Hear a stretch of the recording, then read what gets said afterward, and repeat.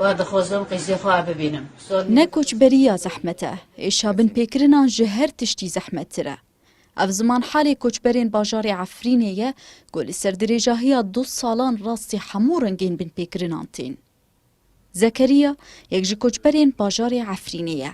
Gelek ji malbat, heval û dostên wî jî ta roja îro li bajarin û bi çavên xwe binpêkirinan dibînin û rastî binpêkirinan jî tên.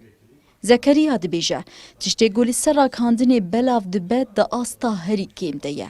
Jin têne revandin, pîremê rastî gefan û eşkencekirinê tên, herûha revandin bi dawîna be. باور بکه هر روز کسان دروینن خداویجن مال دوان نیف شوان کال بن کالا دکوجن جن پیرا جن بن زیری وان هبن مالی وان هبن پری وان هبن و بزوره بدار زوره جمالا وی در دخینه دبی ایدی امان نمالته کسین غریب دخن شو نامان جخوتا دبن ادلب دبن کسین بیانی دبن دکن شو نیوانا نبیجم چه گرک مالباتان کچین خوانده کردن از وان نازکم گرک یوان خورتی خوانده کردن ji ber qedexeya karê rakandinê û rêxistinên mafê mirovan li Efrînê, tomarkirin û belgekirina binpêkirinan kêm e û bi zehmetî dibe. Rêveberiya Komeleya Mafê Mirovan li kantona Cizîrê didezanîn. Gozêdeyî 6,000 haletên revandinê li Efrînê tanûha belgekirine. Herûha dibêje gonêzî 10,500 Kurd li Efrînê wendayîne. 6,000 insan hatin girtin. Piraniye wana yani ek kesek hat berdan jî bi pera bû fidye dixwestin.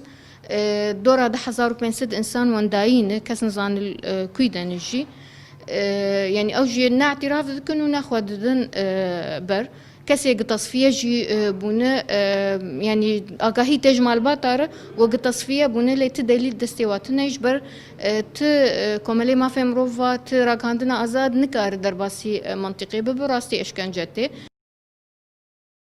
Ji destpêka derbasbûna artêşa Tirkiye û grûpên çekdar yên girêdayî opozisyona Sûriyê bo bajarê Efrînê û towa roja îro binpêkirin û talanî di derheqê xelkê de herûha revandina jinan berdewam e.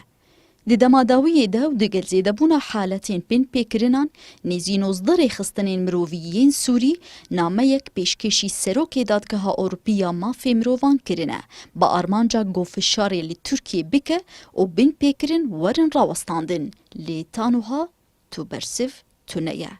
Lava Esad, Kurdistan 24 Qamişlo.